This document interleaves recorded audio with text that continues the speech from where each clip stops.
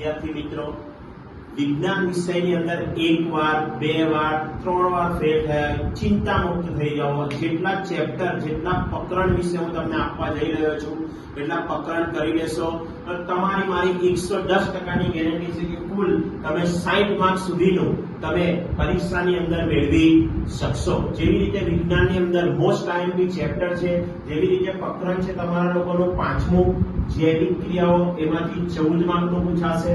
બીજું તમારું ચેપ્ટર છે 7 સજીવો કેવી રીતે પ્રજનન કરે છે, એનો ગુણભાર 10 છે. 9મું ચેપ્ટર પ્રકાશનું પરાવર્તન અને વક્રીભવન, એનો ગુણભાર 8 છે. 10મું ચેપ્ટર માનવ આંખ અને તેની રંગબેરંગી દુનિયા, એનો ગુણભાર 9 છે. બીજું 11મું ચેપ્ટર વિદ્યુત, એનો ગુણભાર 10 છે.